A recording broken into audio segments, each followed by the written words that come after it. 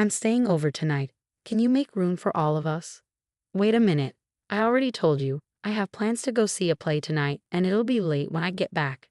That's why I said we'd all stay here. When her son wasn't home, his mom showed up unexpectedly with 7 friends. I hadn't been told about this visit and I had my own plans, so I tried to say no. But you'll be back soon, right? We'll just leave our stuff here and go out for a while. Could you get dinner ready and set up places for us to sleep? She acted like she didn't care about my situation and acted as if everything was already arranged. To make things worse, I noticed the necklace she was wearing. I had put up with her rude behavior for a long time without saying anything, but this was too much. I can't. I'm leaving for a trip right now. What? You're going on a trip?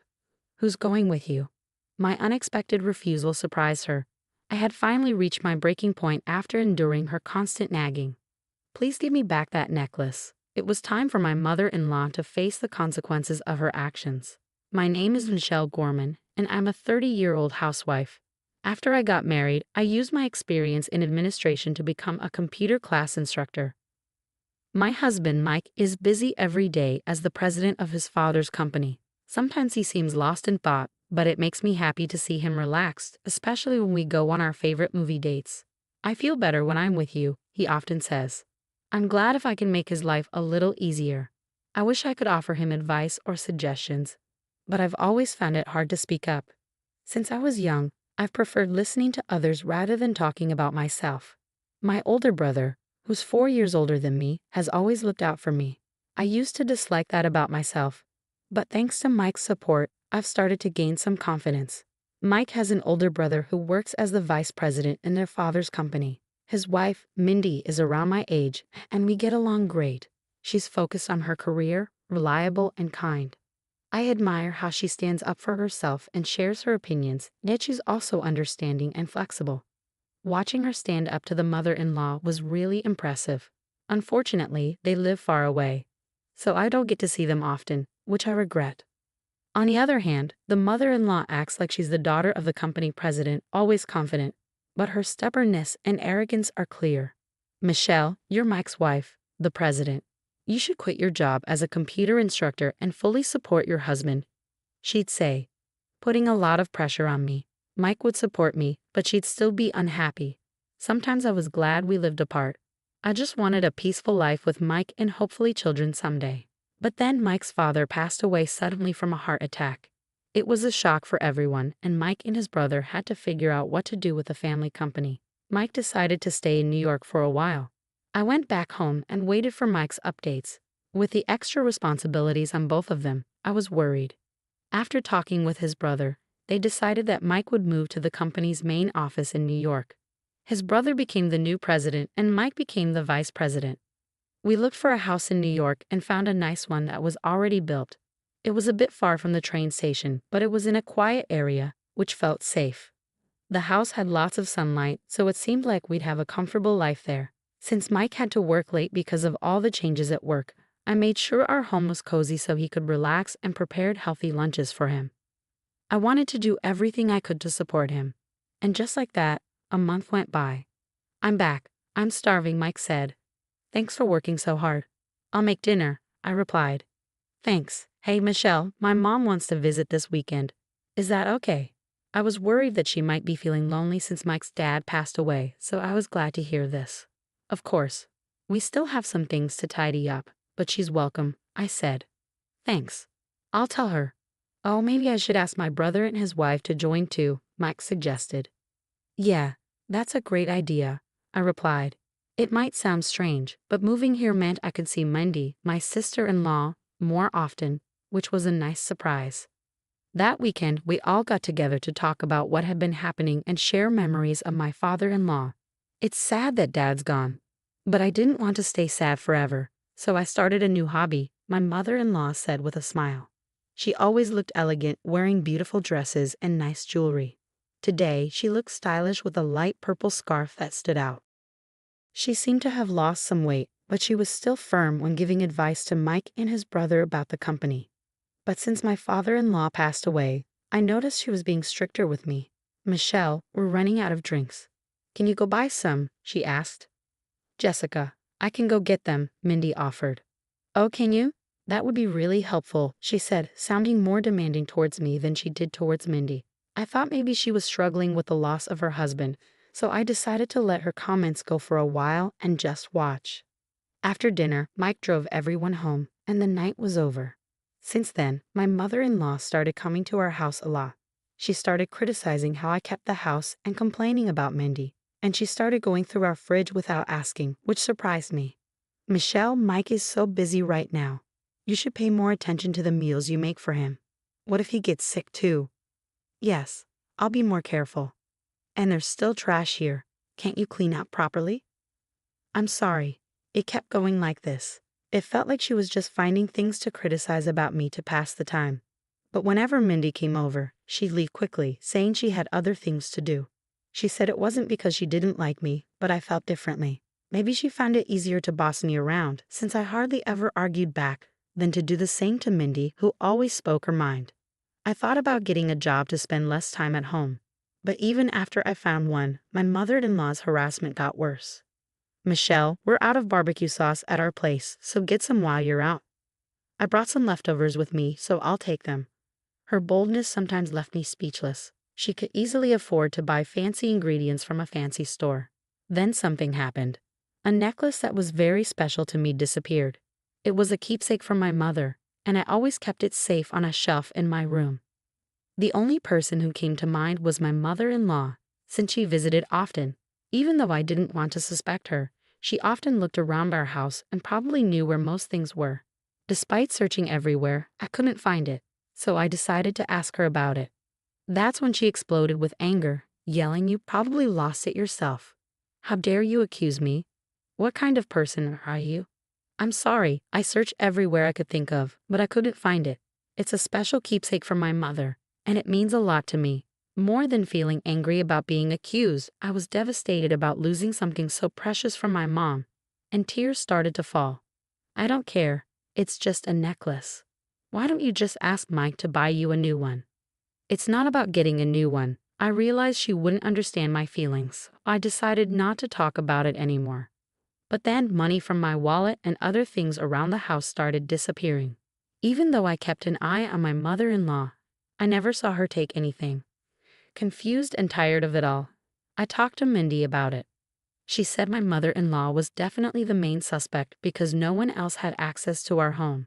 It made me sad to think that, but there wasn't any solid proof. I couldn't understand why she would do this, especially since she still had lots of money from my father-in-law's inheritance. Seeing how upset I was, Mindy had an idea. Little did I know where it would lead. About 2 weeks after talking to Mindy, I was getting ready for a trip. "I'm heading out, Michelle. Just relax and enjoy your time," Mindy said. "Take care," I replied. Mike and his brother were going on a business trip to meet with a company from another state. Mindy suggested I take a break too and invited me on a short vacation. I've been feeling really drained lately, so the idea of getting away sounded nice. I packed early and left my travel bag by the door, ready to go. Then the doorbell rang. I wondered who it could be, so I checked the video feed and saw my mother-in-law. But she wasn't alone. She had a bunch of friends with her. "Hi, Michelle. I brought some friends. Can you let us in?" Opening the door, I saw my mother-in-law and about 7 of her friends, all carrying big bags. Were they planning to stay here? "We're staying over tonight. Make us feel comfortable." "Excuse me? Didn't I mention it?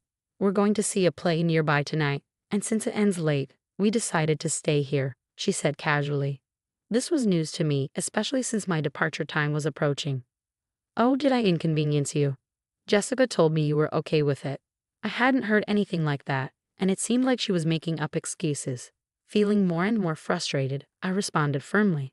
"I'm sorry, but I wasn't told about this, and I already have plans." She looked surprised by my answer. "But you'll be back soon, right? We'll just drop our bags and go out for a while. Can you make dinner and set up beds for us?" Ignoring my plans, she seemed to think everything was already arranged. "I can't. I'm going on a trip." "A trip? Who with?" "With Mindy." "Oh, just with Mindy? You can go anytime. We've come all this way just for today. How long are you going to make us wait?" she pressed, disregarding my plans. Then I noticed something glinting around her neck. "Wait, that necklace you're wearing." To my astonishment, it was the same necklace that was a precious memento from my mother. Jessica, where did you get that necklace? Why, it's just one of my collections. Is there a problem? She replied with a smug look. That can't be right. That necklace is rare and limited edition. While I was talking to her, Mindy arrived. I was wondering why you didn't show up at our meeting place and didn't contact me. So this is what was happening. I'm sorry I couldn't get in touch, Mindy. Seeing my expression, Mindy instantly knew something was wrong. What's going on? I got upset because the necklace she's wearing is the same one that belonged to my mother, which recently went missing. Of the one you kept in that box. Mindy said it loudly enough for everyone to hear. Suddenly, my mother-in-law, trying to keep it from her friends, whispered to us. Can you two stop this? It's embarrassing. Do you want to accuse me of theft? Yes, I find it suspicious, Mindy answered firmly. Do you have any proof that I stole it? It's embarrassing to have such unreasonable daughters-in-law. Please don't make a scene in front of my friends. With that, she turned back to her friends with a smile. Well, let's go inside, everyone. As she tried to move inside, I remembered something. The initials. My mother's initials are engraved on the necklace. Jessica, can I have a look, please? Mindy quickly went behind her to check. Enough of this. What's your mother's name? It's Kate Young, so the initials should be Ki. There it is, the initials Ki, I said, pointing out the engraving. The friends looked horrified and stepped back. Stop this. I didn't come here for this. Let's go, everyone, my mother-in-law insisted.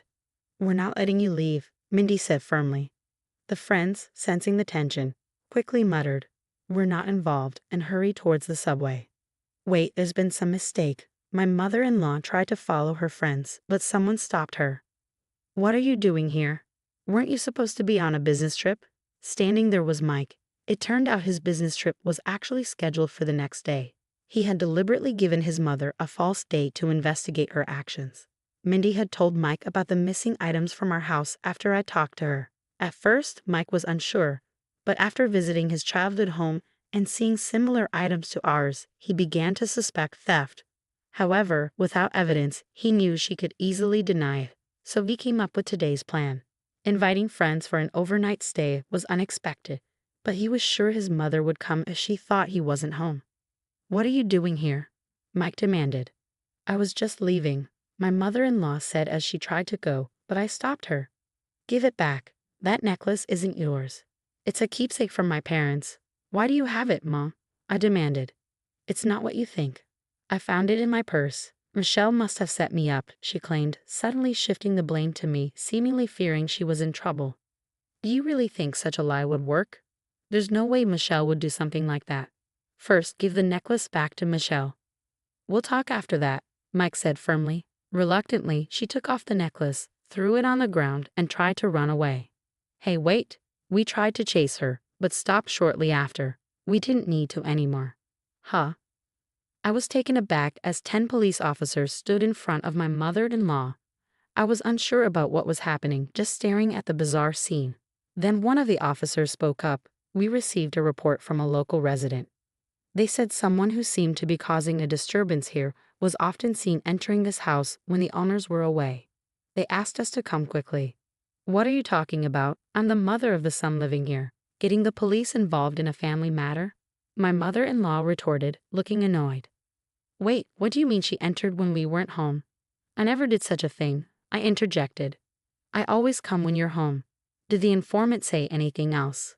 When we asked the police, they mentioned that someone had witnessed my mother-in-law sneaking into our backyard, likely using a spare key to get inside.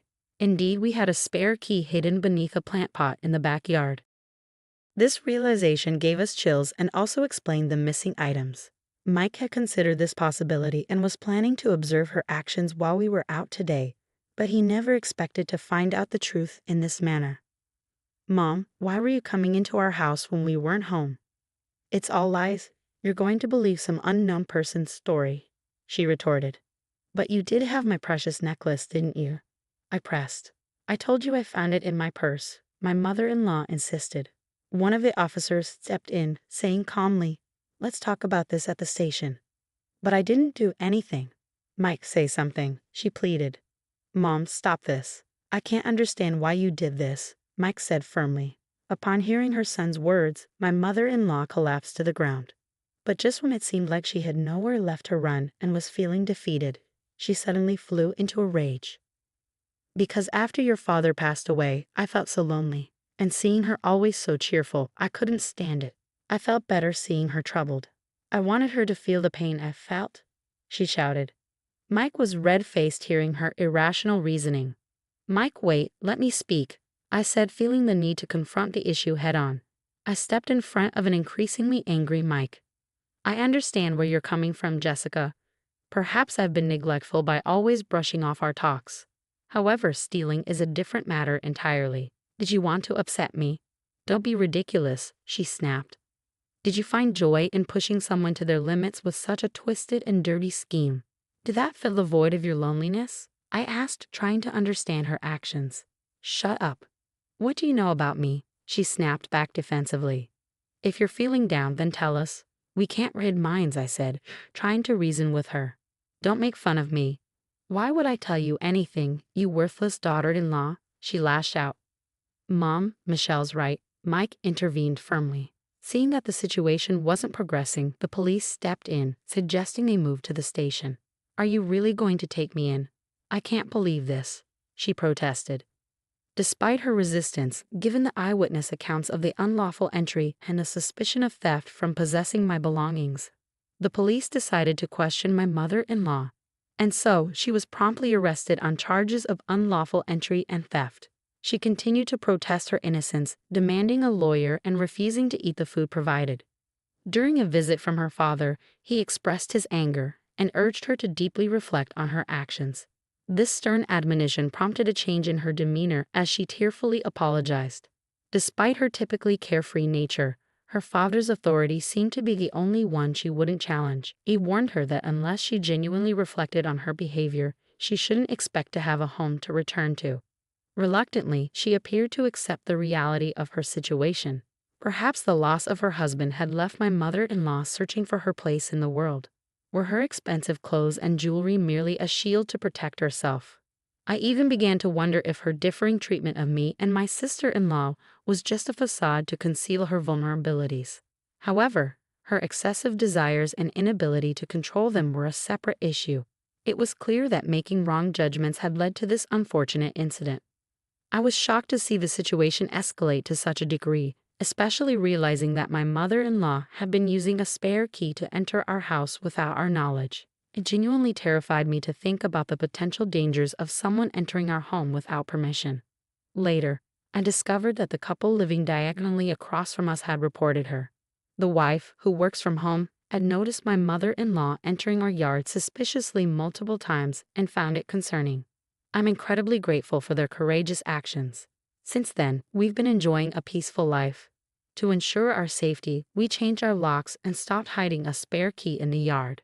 Mike decided to cut ties with his mother and made her promise not to contact us again. He warned of legal action if she attempted to do so. After her release, she returned to her rural childhood home and reportedly adopted a more modest lifestyle. A significant change from her previous lavish ways. Under the watchful eye of her father, she now helps around the house from early morning.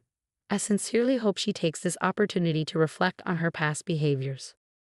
Meanwhile, my own father has moved in with us as a precaution against any further unexpected visits from my mother-in-law. He's here to ensure my safety. But there's another reason he's with us. I'm currently expecting our first child.